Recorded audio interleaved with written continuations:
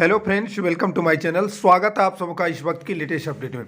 दोस्तों सभी को नमस्कार, जोहार, सुप्रभात। दोस्तों 26,001 सहायक चार्ज भर्ती पर विशेष बातचीत हम लोग करेंगे आज।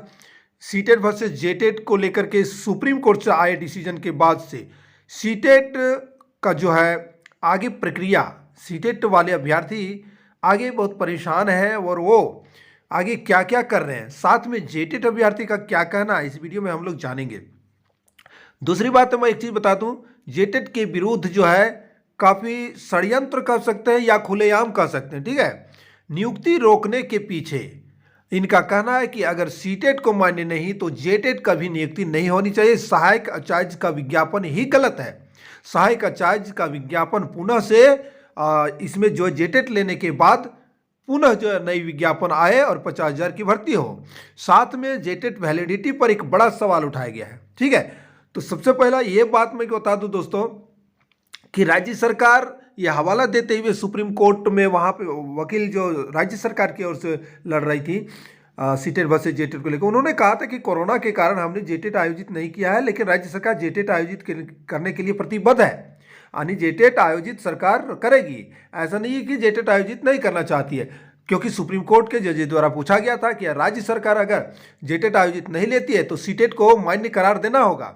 ऐसे में वहाँ पर जो है राज्य सरकार से ओर से लड़ रहे वकील साहब ने कहा था कि नहीं, ऐसा नहीं है, कोरोना काल में काफ़ी दिक्कत हुई थी और उस समस्या से निकलने के लिए जेटेट आयोजित नहीं किया जा सका और इधर शिक्षक नियुक्ति भी करना जरूरी था। तो शिक्षक नियुक्ति के लिए अवेलेबल जेटेट की संख्या कितनी है पूछा गया था जेटेट वहाँ पे सुप्रीम कोर्ट में। तो उन्होंने राज्य सरकार से उसे कहा था कि जितने 26,001 सीट की बहाली हो रही है उसमें जेटेट कैंडिडेट हमारे पास अवेलेबल है, उतना है। ठीक है, इसलिए हम अब इस बहाली के बाद ही सीटेट लेंगे।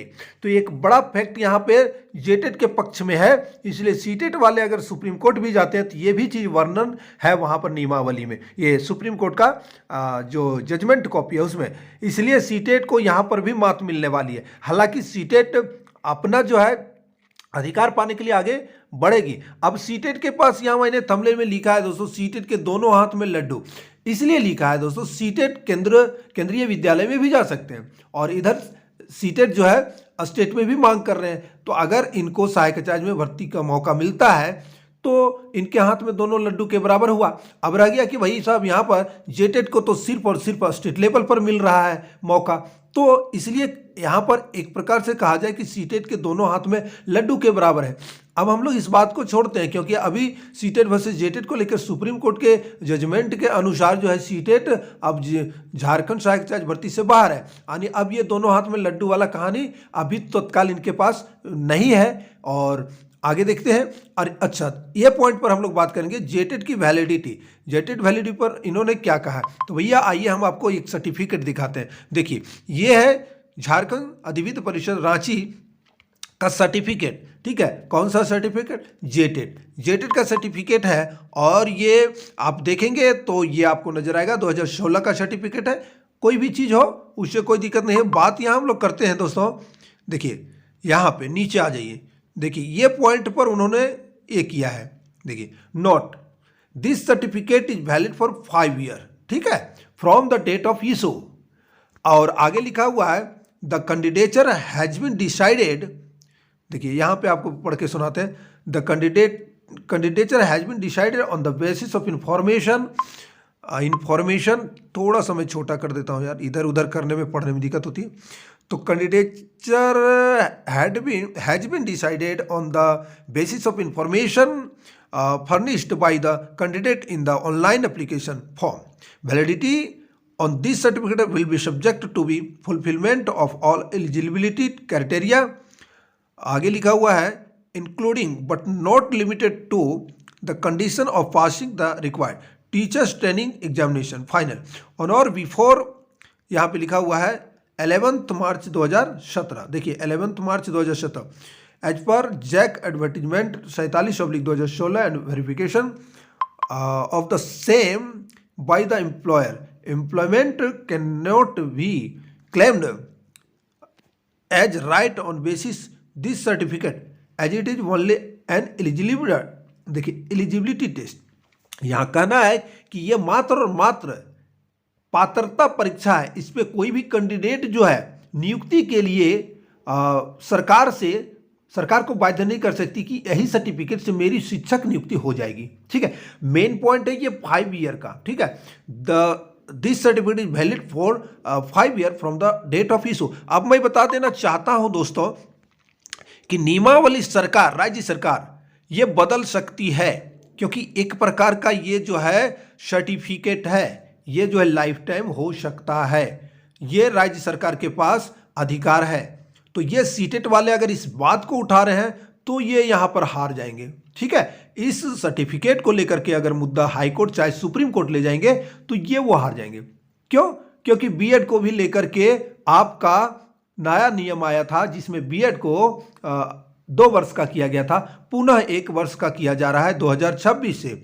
तो ये एक प्रकार का सर्टिफिकेट है और अब इसका जो है लाइफ टाइम वैलिडिटी होना चाहिए, क्योंकि जिस तरह से कोई भी, क्योंकि इससे नियुक्ति नहीं हो रही है, इससे टीचर की नियुक्ति नहीं हो रही है, ये एक प्रकार का सर्टिफिकेट हो गया। हाँ, इससे नियुक्ति होती तो ये फिर इसमें परिवर्तन तुरंत नहीं किया जा सकता था। ठीक है ना, ये एक प्रकार का सर्टिफिकेट, आप जिस तरह से एजुकेशनल जो है डॉक्यूमेंट आपको मिल जाता है ना, शैक्षणिक योग्यता का प्रमाण पत्र, वही उसी तरह से एक प्रकार का है। इसलिए इसमें जो है हालांकि वो ऑब्जेक्शन लगा रहे हैं, इससे कोई फर्क नहीं पड़ने वाला है। तो आप लोग इससे क्लियर हो गए होंगे दोस्तों कि अब आपको टेंशन नहीं है, इसका लाइफ टाइम सरकार ने की है और सरकार इसको मान्यता प्रदान की है। और ये भी है कि सरकार जेटेट आयोजित करेगी, जिस तरह से आप इंटर करते हैं, आईए करते हैं, आईएससी करते हैं, है ना, प्रत्येक साल इसकी परीक्षा भी होती है, बीए करते हैं, बीएड करते हैं। ठीक है, उसका सर्टिफिकेट जो है लाइफ टाइम वैलिड रहता है, उसी तरह से सरकार इसको की है। हालांकि इसी तरह से आपका जेटेट का आयोजन होता रहेगा, कैंडिडेटों की संख्या बढ़ती रहेगी, उनकी जेटेट की सर्टिफिकेट की वैलिडिटी जो है लाइफ टाइम रहेगा। फिर जब जब शिक्षक नियुक्ति निकलेगी वो अपना फाइट करते रहेंगे, जो अध्ययनरत रहेंगे उनकी नौकरी होगी, जो अध्ययनरत नहीं रहेंगे उनकी नौकरी नहीं होगी। बात साफ है।